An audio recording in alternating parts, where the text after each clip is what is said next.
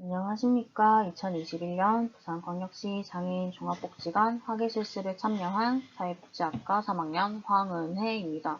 지금부터 기간 소개 발표 시작하겠습니다.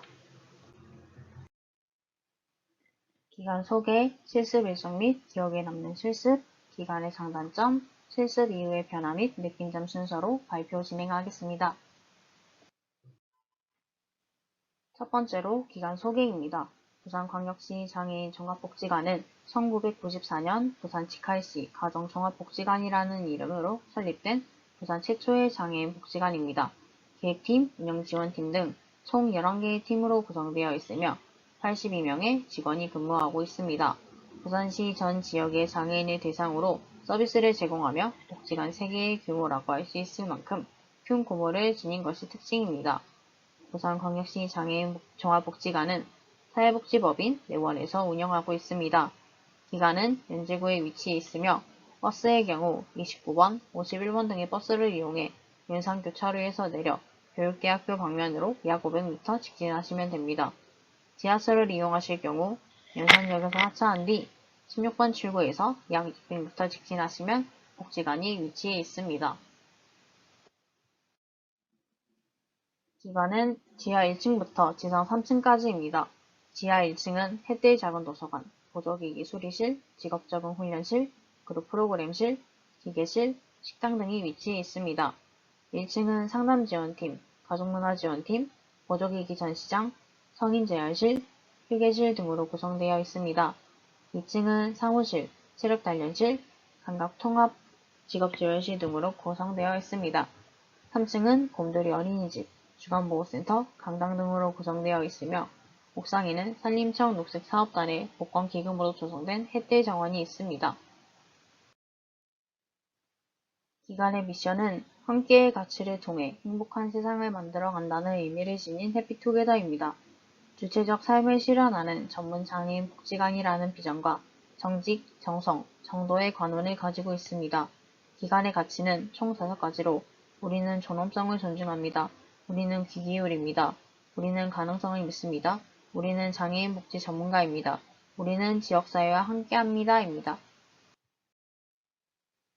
다음으로 실습 일정입니다. 실습 일정은 1주차는 공통실습, 2주차부터 4주차는 심화실습으로 진행됐습니다. 저는 사례관리팀, 기획팀, 가족문화지원팀 순서로 심화실습을 진행했습니다. 다음으로 기억에 남는 실습입니다.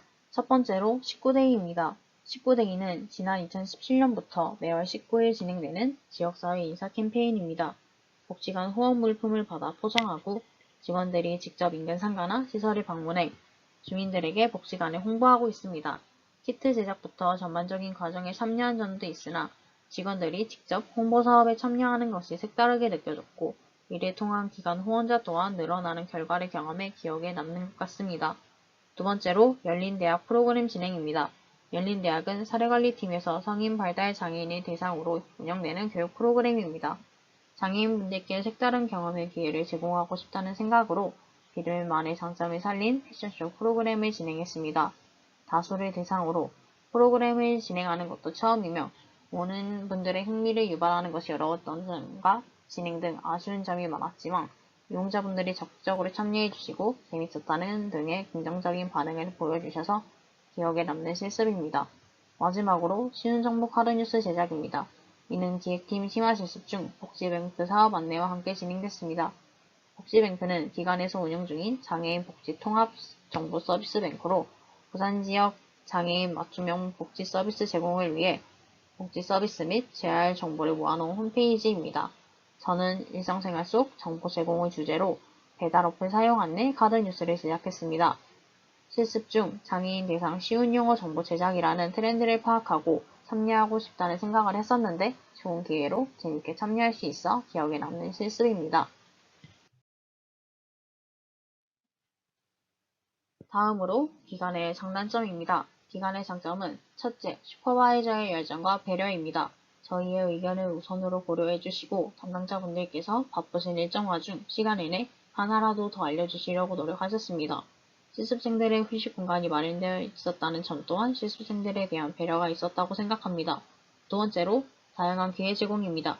2주차부터 각 팀을 선택해 심야 실습을 진행한다는 점은 자신의 관심 분야에 대한 실무 경험을 높일 수 있고 생각지 못한 작성을 파악할 수 있는 기회를 얻을 수 있는 계기가 될 것이라 생각합니다. 단점은 일지, 과제에 대한 피드백입니다. 슈퍼바이저의 일정에 따라 일지 피드백을 밀려받는 경우가 있었으며 과제 또한 피드백을 많이 받지 못해 아쉬운 점이 있었습니다. 다음은 실습 후 변화입니다. 저는 실습을 하며 장애인이 활용하는 투표 보조기기는 어떤 것이 있는지, 단 장애인 복지제도의 문제점은 무엇이 있는지, 현재 운영하고 있는 복지관의 프로그램은 무엇이 있는지 찾아보는 시간을 가졌습니다. 실습 이전에는 과제에 이러한 조사를 해본 경험이 없으며 궁금함을 가지고 스스로 이런 걸 찾아봤다는 것 자체가 굉장히 변화했다고 느꼈습니다. 두 번째로 그동안의 병사 경험이나 아르바이트 등의 경험을 바탕으로 개별, 팀별 과제를 수행하고 프로그램을 기획하는 것에 주도적으로 의견을 제시하며 실습생들 사이 공식 아이디어 뱅크로 불렸습니다. 이러한 경험은 실습 이전 없었던 경험이라 스스로 큰 변화라고 느꼈습니다. 마지막으로 효율적 운영에 대한 인지입니다. 사소한 것까지 신경 쓰는 것보다 뺄 건 빼고 넣을 건 넣는 것이 효과적이라는 것을 배울 수 있었습니다. 프로그램의 모든 일정은 참여자 모두가 참여하는 것이 바람직하다고 생각했었는데 이 또한 효율적인 운영을 위해서는 때에 따라 달리해야 한다는 것을 배울 수 있었습니다. 마지막으로 느낀 점입니다. 있는 것을 그대로 받아들이기보다는 왜 이런 것일까에 대한 궁금증을 가지고 실습에 임하는 것이 바람직하다는 것. 큰 틀에서 무엇인가 생각하고 바라볼 것, 어떤 아이디어가 효과적인 홍보 효과를 불러올지 끊임없이 고민하는 것이 중요하다는 것을 느꼈습니다. 어떠한 것이든 소통을 통해 얻고자 하는 바를 이루는 것이 중요해 다른 실습생분들 또한 질문을 많이 하는 것을 추천드립니다. 기관의 사업이라고 한다면 프로그램을 기획하고 운영, 평가하는 것을 생각하지만 위에 보도자료를 작성하고 인사 캠페인을 하는 등 다양한 업무를 하며 이러한 업무 속 신박한 아이디어를 요구합니다. 신박함은 저희의 일상생활 속에서도 나올 수 있으니 주의를 좀 더 깊게 살펴보는 것을 추천드립니다.